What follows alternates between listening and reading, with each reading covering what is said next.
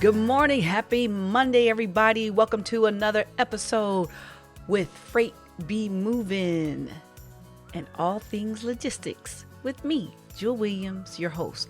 I hope everybody had a great weekend. And today we're going to be talking about finding your niche. That's right. I know you all have heard this before, but finding your niche in logistics can be quite complicated. And today I want to talk about it because I see this question asked a lot on so many social media networks. People who are starting off in business, one of the biggest challenges they have is establishing their niche. Now, what is a niche? According to HubSpot, their definition of a niche is a niche market is a focused set of people or businesses who are in the market to purchase a product or service you sell. This group of individuals has a specific set of needs that can be met by a targeted product or service that addresses those needs. Now, one thing I want to clear up. Many times when you hear the word niche, you'll also hear the word target market or segment of the market. Those are just interchangeable words. They all mean the same thing. They're basically saying, who are you focused on? Who are you wanting to attract? Now, I'm a very visual person. So when I hear that, I'm always looking for that visual. So let me give you a visual on what that would look like in the logistics industry. I'm not talking about all these other guys. I'm focusing on logistics. So if you're in transportation as a trucker, if you are in this industry as a freight broker, a freight agent, you're working with a trucker as a dispatcher, if you're in any of those realms, what you're looking for are manufacturers, retailers, wholesalers, and distributors. As a person in the logistics arena, providing the service of arranging for freight to move from point A to point B, or you're the driver who's moving the freight from point A to point B, and you want your dispatcher to zero in on a specific type of group, it's going to be somebody in those four. A manufacturer is going to be moving freight, either the raw materials to the plant to make it, or the finished good out of the plant to the wholesaler or distributor.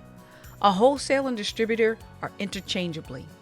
Wholesalers usually allow regular consumers or non-business consumers to purchase versus versus distributors are primarily closed off from the public, and they just service the retailer and push the goods to the retailer. And manufacturers and distributors work close together. A lot of times, once that manufacturer has completed their goods, they want to get those goods off the floor. They don't want to keep them on the floor. It takes up space. They don't want to keep them in the warehouse. It takes up space. Their focus is receive the orders, make the goods, push them out the door. And that's where they'll hand it off to the distributor. And the distributor has a warehouse that is constantly receiving. They've got shelving. And from there, they're pushing the freight out, maybe to another wholesaler or to a retailer, or maybe to another manufacturer even. Just in case that first manufacturer only made one piece of the element, that distributor holds on to those pieces and they assemble them so that they can go to another manufacturer who's going to do the final production. You see that often, especially with U.S. trade between Canada and Mexico. When I worked in international transportation many moons ago, one of the things and customers I had, they would purchase their material to make these bags. They would bring the raw material over from China. Then that would be moved to another facility where they finished the assembly of the product here in the United States. And a lot of times people will do that so that it can have that made in the USA, because according to US Customs, it is depending upon how much of the good is made, it can be classified as made in the USA, thus reducing tax obligations. And a lot of people also bring and do those types of assemblies when they are wanting to collaborate and test out something here in the United States, and they push it off to Mexico, test it out there, push it over Canada, test it out there. Make sure everybody's in compliance with maybe their country's regulations regarding strength of the item. For example, the United States has one of the most stringent regulations regarding the windshield. And that is because of the numerous car crashes, I guess, that we have here in the United States. We need to make sure our windshields are tough.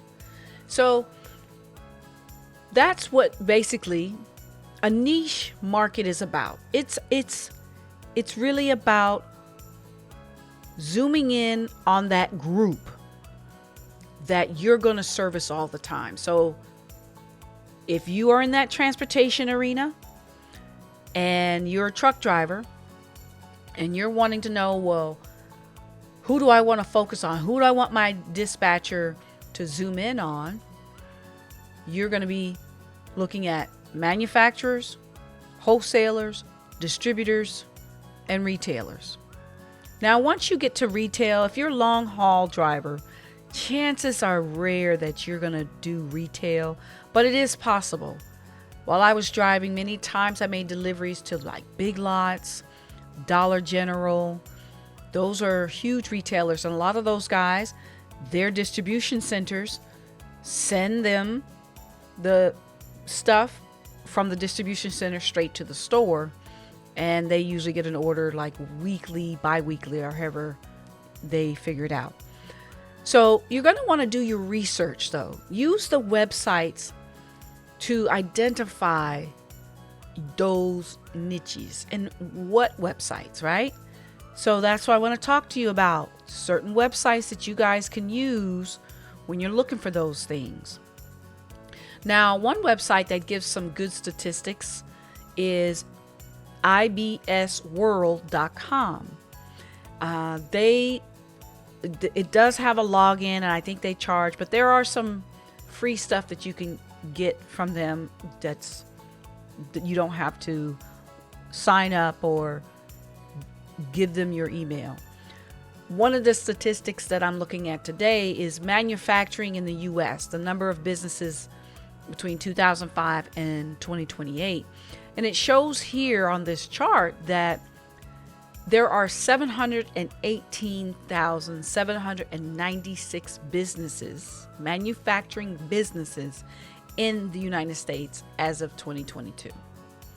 6.4% manufacturing in the business growth. That's the growth statistics. And then 3.8% manufacturing in the U.S. annualized businesses growth as well. So they are basically, it's a good little website to go and get an idea of how big that market is. So you're not going to go after all 718,000, but it gives you an idea of how much is out there. Okay, so now you want to do some decision making. How much of that market can you handle? And how much of that market do you want to go after? One rule of thumb I always use when I'm looking at the logistics and swimming in that pool, because it's so vast, is I start in my backyard. I know my state, and therefore that's where I begin. Therefore, I'm not trying to capture people all over the globe. You want to start in your backyard. Now, if you don't have a backyard with manufacturers or enough manufacturers, go to the neighboring state's backyard. And that's how I would work it. So I live in Georgia. I got Florida, Alabama, Tennessee, South Carolina, right there. I can do North Carolina too, because they're kind of in there as well. But that's my border. Right there, that's my border. So if I can't find what I want in my state, then I'll reach out to any of those 4 borders. And that's a good place to start when you're digging down in your niche. So now we've established the 4 groups: manufacturing, wholesale, distribution, retail. Okay, now we've established that. Now we've pulled it down a little bit further, and that's what niching is. It's zeroing in on that target. I don't know if you have any soldiers out there or any bow people that like to shoot bows, but when you're looking at that target, you're looking at that zero. If you play darts, you're looking at that center piece right there to zero in on. And that's what we're doing. We started off broad, and now we're zeroing down. So now we're looking only at manufacturers within reach of your backyard, starting with your state and the bordering states around it. That's all we're looking for. So another website to help you with that is the Bureau of Labor and Statistics. It's BLS.gov. That's BLS.gov. And I will have links to these websites so that you can explore them for yourself. And I encourage you to do that. So, and let me just pause. Give me some feedback, people. I want to know if this information helps you. Does it help you zero in on what you're looking for? Because it's important to understand and make sure that I'm helping you guys out here while I'm making my podcasts and videos so that it can help your business grow and help you do better in your business. All right, back to the show. Now, in using the U.S. Bureau of Labor and Statistics, it is a very big website. You can get lost on that website. Okay. One of the links that I often go to is the data tools link in the top of the menu bar. Now, I like to use the search bar on the website to just help me maneuver so I'm not constantly clicking. So one of the terms I typed in today for this podcast was manufacturing. And it's the page gives you a good industry, a glance at the industry so that you can get an idea what's in the manufacturing, because you've got different manufacturing sectors. And we're going to go over that.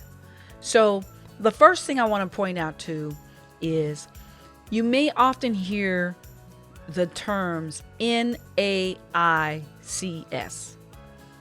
NAICS. That acronym is used to identify the industry's sector for classification purposes that the government uses.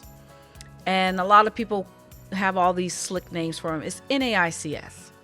So for manufacturing, the NAICS group is 31 to 33. And if you want more information on the NAICS, I'd be glad to do a podcast on it. Today, I just want to touch on the fact that you hear that a lot. A lot of people get confused about what those codes are for. Another place you're going to use those codes is sam.gov, but that's something for another day. So now that we're on the website, what we see is a little bit of information about what's on the page. So you got some information about manufacturing sector.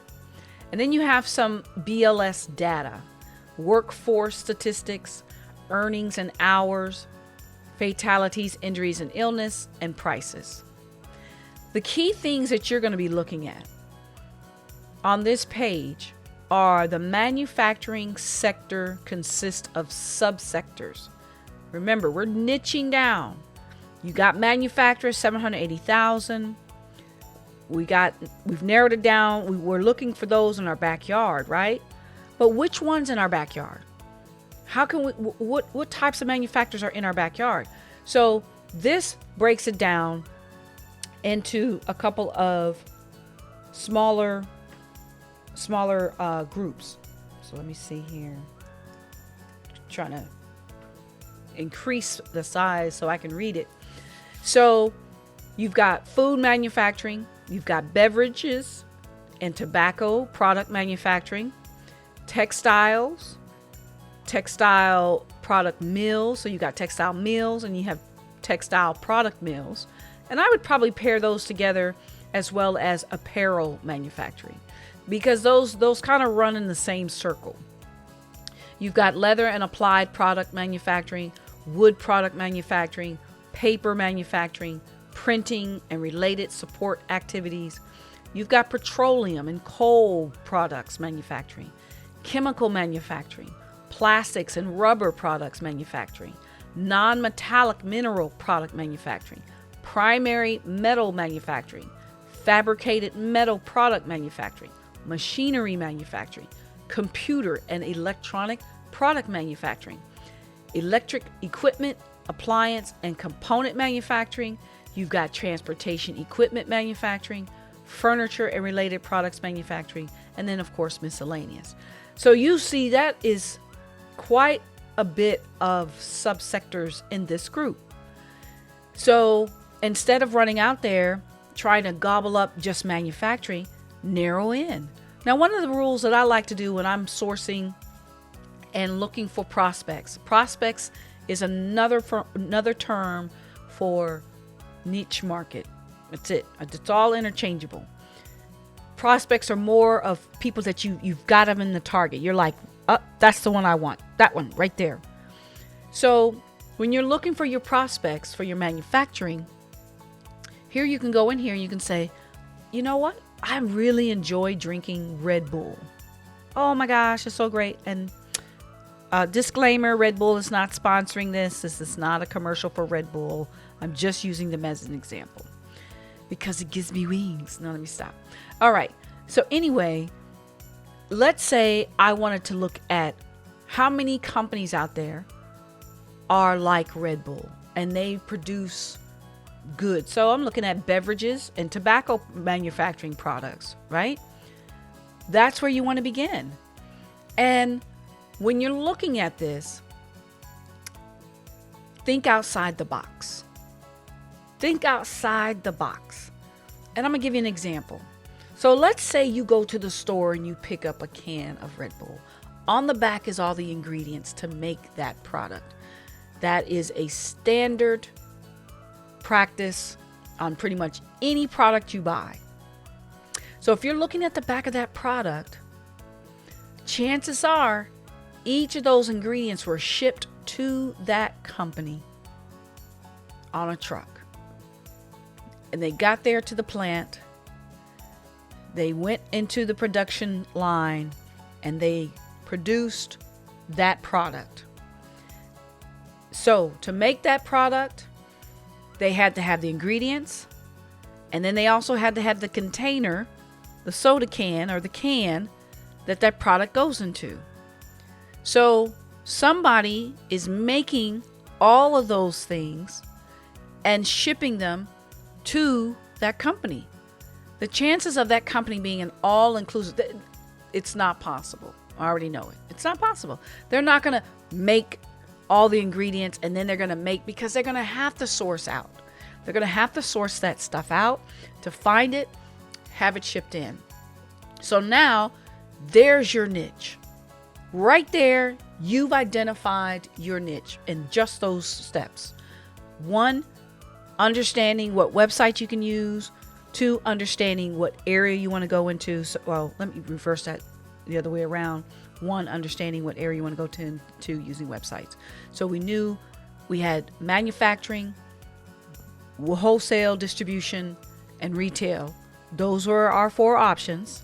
We chose manufacturing. We went on BLS.gov. We typed in manufacturing. It gave us a web page with a list of subsectors on it. Reading through the subsectors, you're drawn to beverages and tobacco. We think about a product that we know of because we hear the commercial all the time. We then start digging in and identifying potential customers that will use our services. And that's how you find your niche. And you want to understand it. You want to read about it. So if you click on the link to beverages, it'll open up and give you information about the beverage and tobacco product manufacturing, NAIC 312.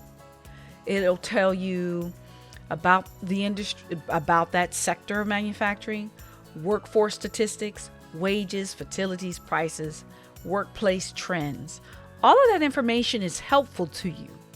Now, it's a big read, but why is it helpful to you? Because when you are on the phone having a conversation with that prospect, that customer, that potential customer you want to be a part of, you want to have a conversation that's relatable. You want to be able to engage with them about their industry. So you don't want to call them and your background is in paint. And here they're talking about beverage ingredients and you're talking about paint. Talk about beverage ingredients. Ask them questions based on what you know. For example, says here, industries in the beverage and tobacco product manufacturing subsector manufacture beverages and tobacco products.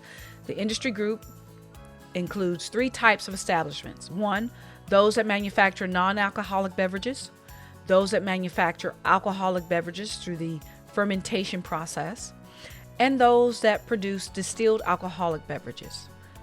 Ice makers, while not a beverage, is included with non-alcoholic beverage manufacturing because it uses the same production processes as water purification.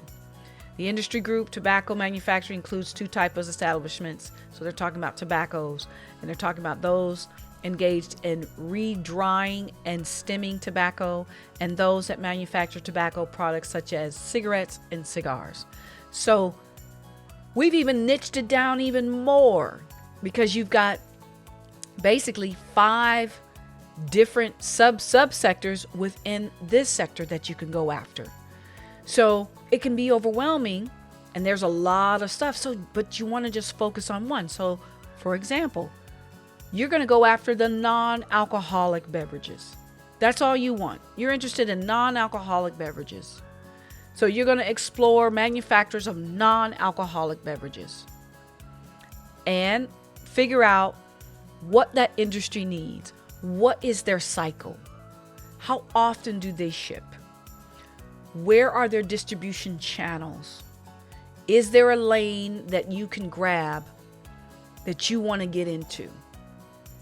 Okay, so those are the steps. 1, you figured out your niche, your target market. 2, you went on to BLS and you started looking around. You said, I want to go into manufacturers. You type in manufacturers. You found the subgroup. Then you identified you wanted to go into the beverage group. Then you identified that you wanted to go into the non-alcoholic beverage group. And from there, you dig in and identify potential prospects, learning at the same time about the industry. How can you learn about the industry? Well, right here on the website, you can find that information. They're talking about the unemployment rate. Now, what would the unemployment, why is that important to the rate? If your potential prospect is laying off people, that means their business is in trouble. Do you want to go after it? You can, but why would you caution yourself about that? You're going to caution yourself if they're laying off people, their factory is not producing as much. Could their factory be going under? Could their factory be getting sold? What is the problem behind that unemployment rate going up? If that employment rate is going down, that means they're hiring people. That means their business is growing. That means they need more people. That means more product is going to be shipped to and from the facility. You see how that works? You're understanding unemployment rates and how it all fits in to the bigger picture of your niche. Now you can have that conversation. Hey, Mr. Prospect, how are you doing today? Wonderful. So I understand your industry seems to be booming. Congratulations. How did you know that? Because you see they're hiring. That's how you knew it. You read about their industry and you saw that they were hiring. So these are things you want to get into and understand when you are doing niche marketing, prospecting, target marketing, doing the research, all of that. It begins by understanding how to break down those sectors into pieces. So if you like what I am talking about here, please leave a like. Do me a favor. It's not going to cost you much. Hit the like button. Boop, boop, boop, boop, boop. I'd appreciate it. Now, going further into some of the information, you can identify the number of facilities, as it shows here. The number of facilities that were in the statistics survey shows in 2017 there were 6, 2018 3, 2019 8, 2020 9. So we see some growth in the number of facilities. Now, what does that tell you? The number of facilities, 2020 showed 9. Now up here,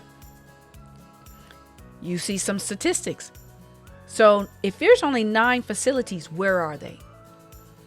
Are they in your backyard? Are any of those facilities, 9 facilities, in your backyard? That is going to help you before you even have to go any further off the page. You see there's 9 facilities. Chances are of those 9 facilities, they're probably going to all be producing, some may be producing alcoholic and non-alcoholic beverages. So that's the things you want to look for. If there's only 9 facilities, where are they and where are they shipping from? Now, you also want to be wanting to look at where they shipping from, but who's shipping to them. It takes more ingredients. So that means somebody has goods flowing to those 9 facilities. You could be a part of that group. Again, it's all a part of the research.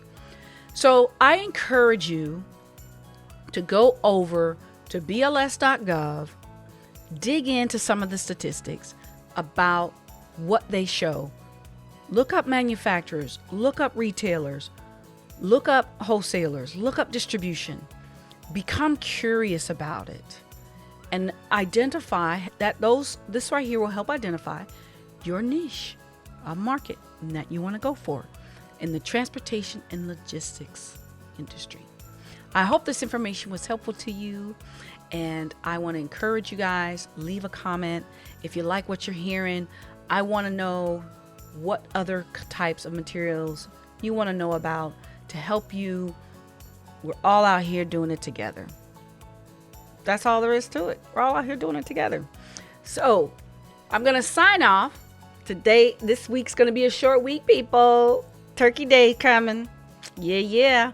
So if you are a 4-wheeler or an 18-wheeler, I'm going to need you to pump the brakes, be safe. Hey, be thankful you made it to another year. Don't be out there punching people in cars. You want to blow your horn? I get it. Don't add stress to anybody's life. All right, peace and love, and I shall see you tomorrow. Same time, same channel. Peace and love.